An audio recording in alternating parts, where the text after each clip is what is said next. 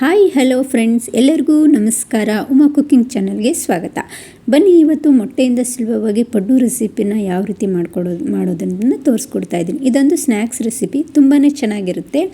ಅದರಲ್ಲೂ ಬ್ಯಾಚುಲರ್ಸ್ ಅಂತೂ ತುಂಬ ಸುಲಭವಾಗಿ ಮಾಡಿಕೊಳ್ಬೋದಂತ, ಊಟದ ಜೊತೆಗೆ ನೆಂಚ್ಕೊಳ್ಳೋಕ್ಕೆ ಸ್ನ್ಯಾಕ್ಸ್ ಆಗಿ ಕೂಡ ಮಾಡ್ಕೊಳ್ಬೋದು. ಇವಾಗ ಯಾವ ರೀತಿ ಮಾಡೋದು ಅಂತ ಹೇಳ್ಬಿಟ್ಟು ನಾನು ತೋರಿಸ್ತಾ ಇದ್ದೀನಿ. ಹಾಗೆಯೇ ಇವತ್ತಿನ ವಿಡಿಯೋದಲ್ಲಿ 2 ರೆಸಿಪಿ ಇರುತ್ತೆ, ಒಂದು ಬಿಸಿಬೇಳೆ ಬಾತು, ಇನ್ನೊಂದು ಮೊಟ್ಟೆ ಪಡ್ಡು. ಮೊದಲಿಗೆ ಮೊಟ್ಟೆ ಪಡ್ಡು ಹೇಗೆ ಮಾಡ್ಕೊಳ್ಳೋದು ಅನ್ನೋದನ್ನು ಇವಾಗ ನೋಡೋಣ. ನಾನು ಇಲ್ಲಿ ಸಣ್ಣದಾಗಿ ಈರುಳ್ಳಿ ಹಾಗೆ ಹಸಿಮೆಣಸಿನ್ಕಾಯಿನ ನಾನು ಸಣ್ಣದಾಗಿ ಕಟ್ ಮಾಡಿಟ್ಕೊಂಡಿದ್ದೀನಿ. ಟೊಮೊಟೊ ಅದು ಬಿಸಿಬೇಳೆ ಬಾತ್ ಮಾಡೋದಕ್ಕೆ ಕಟ್ ಮಾಡ್ಕೊಂಡಿರ್ತಕ್ಕಂಥದ್ದು. ಈಗ ನೀವು ಮೊಟ್ಟೆ ಎಷ್ಟು ಬೇಕೋ ಅಷ್ಟು ತೊಗೊಬೋದು. ನಾನಿಲ್ಲಿ ಒಂದು 5 ಮೊಟ್ಟೆನ ನಾನು ಹೊಡೆದಾಕೊತಾ ಇದ್ದೀನಿ. ಹೊಡೆದಾಕೊಂಡ ನಂತರ ಅದನ್ನು ಚೆನ್ನಾಗಿ ಮಿಕ್ಸ್ ಮಾಡ್ಕೊತೇನೆ.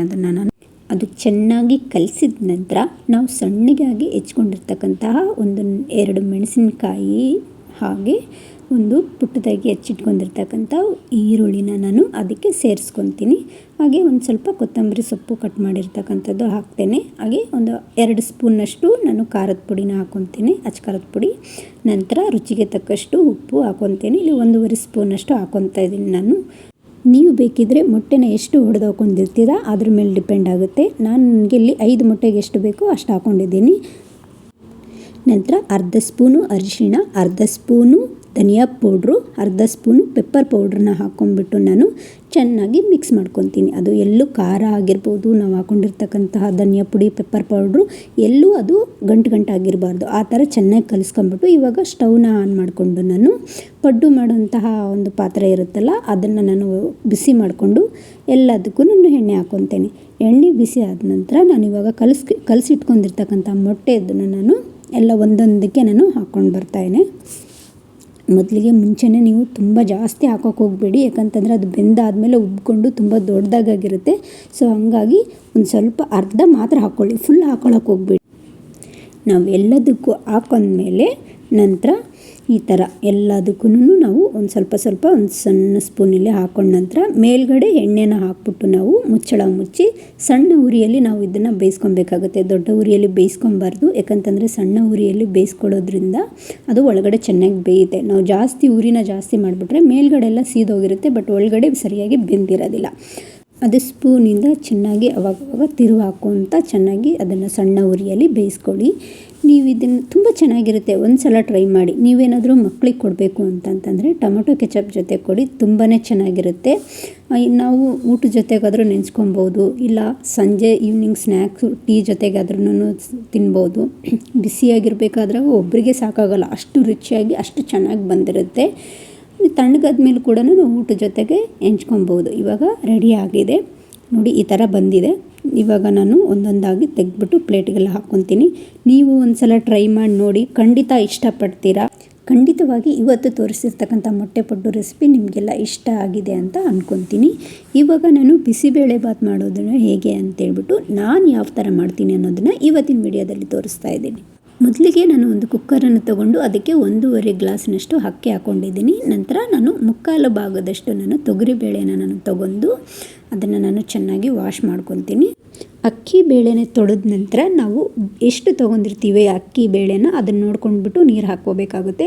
ಇಲ್ಲಿ ನಾನು ಒಂದು 4 ಗ್ಲಾಸ್ನಷ್ಟು ನೀರು ಹಾಕ್ಕೊತಾ ಇದ್ದೀನಿ, ಯಾಕಂತಂದರೆ ನಾವು ಅದು ಚೆನ್ನಾಗಿ ಉದುರಾಗಿ ಬರಬಾರ್ದು, ಅದು ಕಿಚಡಿ ಥರ ಆಗಬೇಕಲ್ವ. ಸೊ ಅದಕ್ಕೆ ಹೆಚ್ಚಿಗೆ ನೀರು ಹಾಕ್ಕೊತೀನಿ. ನಂತರ ಕಟ್ ಮಾಡಿರ್ತಕ್ಕಂತಹ ತರಕಾರಿ ನಾನು ಹಾಕ್ಕೊತೀನಿ. ಕ್ಯಾಪ್ಸಿಕಮ್ಮು, ಆಲೂಗಡ್ಡೆ, ಕ್ಯಾರೆಟು, ಬೀನ್ಸು, ಒಂದು ಚಿಕ್ಕದಾಗಿರ್ತಕ್ಕಂಥ ಒಂದು ಟೊಮೊಟೊ ಹಣ್ಣನ್ನು ಕೂಡ ನಾನು ಕಟ್ ಮಾಡಿ ಹಾಕ್ಕೊಂಡಿದ್ದೀನಿ. ನಂತರ ನಾನು ರಾತ್ರಿ ನೆನೆಸಿಟ್ಕೊಂಡಿರ್ತಕ್ಕಂತಹ ಬಟಾಣಿನ ನಾನು 1 ಕಪ್ನಷ್ಟು ನಾನು ಅದಕ್ಕೆ ಆ್ಯಡ್ ಮಾಡ್ಕೊತೀನಿ. ನಂತರ ಒಂದು ಅರ್ಧ ಸ್ಪೂನ್ನಷ್ಟು ಅರಿಶಿಣ, ಖಾರ 1-2 ಸ್ಪೂನ್ನಷ್ಟು ಹಾಕ್ಕೊಂಡು ಉಪ್ಪನ್ನ ಹಾಕಿದ್ದೀನಿ, ಬಟ್ ವಿಡಿಯೋದಲ್ಲಿ ರೆಕಾರ್ಡ್ ಆಗಿಲ್ಲ. ಉಪ್ಪನ್ನ ರುಚಿಗೆ ತಕ್ಕಷ್ಟು ಹಾಕ್ಕೊಂಬಿಟ್ಟು ಮುಚ್ಚಳ ಮುಚ್ಚಿ ಒಂದು 2-3 ವಿಸಿಲ್ ಕೂಗಿಸ್ಕೊಂಡ್ರೆ ಸಾಕು. ನಾನಿಲ್ಲಿ 3 ವಿಸಿಲ್ನ ಕೂಗಿಸ್ಕೊತಾ ಇದ್ದೀನಿ. ಅನ್ನ ಉದುರಾಗಿ ಬರಬಾರ್ದಲ್ವ, ನಾವು ಬಿಸಿಬೇಳೆ ಬಾತ್ ಮಾಡ್ತಿರೋದ್ರಿಂದ ಅದು ಕಿಚಡಿ ಥರ ಬರಬೇಕು. ಸೊ ಹಂಗಾಗಿ ನಾನು 3 ವಿಸಿಲ್ನ ಕೂಗಿಸ್ಕೊತಾ ಇದ್ದೀನಿ. ನೀರು ಕೂಡ ಹೆಚ್ಚಿಗೆ ಹಾಕ್ಕೊಂಡಿದ್ದೀನಿ. ನಾನು ಅವ್ರಿಗೋಸ್ಕರ ಅಂತ ಹೇಳ್ಬಿಟ್ಟು ಅಡುಗೆ ಮಾಡ್ತಾಯಿದ್ರೆ ಅವರು ಇಲ್ಲಿ ಲೂಡೋ ಗೇಮ್ ಮಾಡ್ತಾಯಿದ್ದಾರೆ. ಇವತ್ತು ಕ್ರಿಸ್ಮಸ್ ಇರೋದ್ರಿಂದ ಸ್ಕೂಲ್ ಆಗಿರ್ಬೋದು, ಆಫೀಸ್ಗಾಗಿರ್ಬೋದು ರಜಾ ಕೊಟ್ಟಿದ್ದಾರೆ. ಸೊ ಅವ್ರಿಗೋಸ್ಕರ ನಾನು ಅಡುಗೆ ರೆಡಿ ಮಾಡ್ತಾಯಿದ್ದೀನಿ.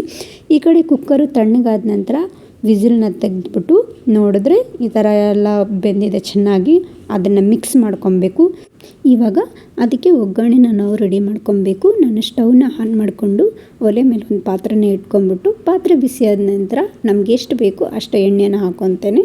ಎಣ್ಣೆ ಹಾಕೊಂಡ ನಂತರ ಎಣ್ಣೆ ಬಿಸಿ ಆದಮೇಲೆ ಒಂದು ಸ್ವಲ್ಪ ಜೀರಿಗೆ ಸಾಸಿವೆನ ಹಾಕ್ಕೊಂಡು ಸಣ್ಣದಾಗಿ ಹೆಚ್ಚಿಟ್ಕೊಂಡಿರ್ತಕ್ಕಂತಹ ಈರುಳ್ಳಿನ ನಾನು ಅದಕ್ಕೆ ಹಾಕ್ಕೊಂಡು ನಂತರ ಕರಿಬೇವು ಹಾಕ್ಕೊತೀನಿ.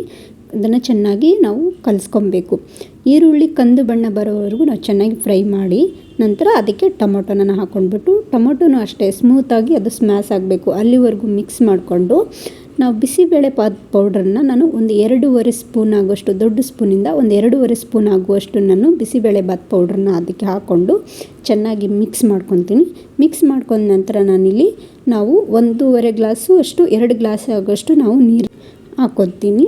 ಹಾಕೊಂಡ್ಬಿಟ್ಟು ಅದು ಸ್ವಲ್ಪ ಕುದಿ ಬಂದ ನಂತರ ನಾನು ಅದನ್ನು ಇಳಿಸ್ಬಿಟ್ಟು ಕುಕ್ಕರು ನಾವು ಬೇಯಿಸ್ಕೊಂಡಿರ್ತೀವಲ್ಲ ಅದನ್ನು ನಾನು ಒಲೆ ಮೇಲೆ ಇಡ್ತೀನಿ.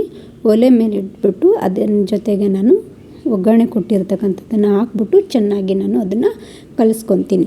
ಎಲ್ಲಿವರೆಗೂ ಕಲಿಸ್ಬೇಕು ಅಂತಂದರೆ ಅದು ಚೆನ್ನಾಗಿ ಮಿಕ್ಸ್ ಆಗಬೇಕು, ಅಲ್ಲಿವರೆಗೂ ಅದನ್ನು ಚೆನ್ನಾಗಿ ಕಲಿಸ್ಕೊಬೇಕು. ಬೇಕಿದ್ದರೆ ಅದು ತುಂಬ ಗಟ್ಟಿಯಾಗಿದೆ ಅಂತಂದಾಗ ಇನ್ನೊಂದಿಷ್ಟು ಬೇಕಿದ್ರೆ ನೀವು ನೀರನ್ನ ಆ್ಯಡ್ ಮಾಡಿಕೊಂಡು ಅದನ್ನು ಕಲಿಸ್ಕೊತ ಬರಬೇಕು.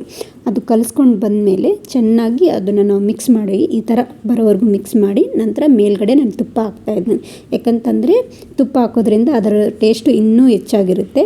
ಅದಾದ ನಂತರ ಮೇಲ್ಗಡೆ ಒಂದು ಸ್ವಲ್ಪ ಕೊತ್ತಂಬರಿ ಸೊಪ್ಪನ್ನು ಹಾಕ್ಬಿಟ್ಟು ಕೊಟ್ಟರೆ ಅಂತೂ ಅಮೃತ ಇದ್ದಾಗೆ ಇರುತ್ತೆ.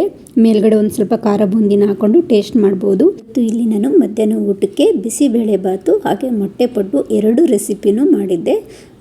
ಖಂಡಿತವಾಗಿ ಇವತ್ತು ತೋರಿಸಿರುವಂತಹ ಮೊಟ್ಟೆ ಪಡ್ಡು ರೆಸಿಪಿ ಹಾಗೆ ಬಿಸಿಬೇಳೆ ಬಾತು ನಿಮಗೆಲ್ಲ ಇಷ್ಟ ಆಗಿದ್ದರೆ ಕಮೆಂಟ್ ಮಾಡಿ, ಲೈಕ್ ಮಾಡಿ, ಶೇರ್ ಮಾಡಿ. ಉಮಾ ಕುಕಿಂಗ್ ಚಾನಲ್ನ ಸಬ್ಸ್ಕ್ರೈಬ್ ಮಾಡ್ಕೊಳ್ಳಿ. ಪಕ್ಕದಲ್ಲೇ ಕಾಣುವಂತಹ ಬೆಲ್ ಬಟನ್ನ ಕ್ಲಿಕ್ ಮಾಡಿದರೆ ನನ್ನ ಹೊಸ ವಿಡಿಯೋಸು ನೋಟಿಫಿಕೇಷನ್ ನಿಮಗೆ ಬರುತ್ತೆ. Thanks for the watching. Thank you so much.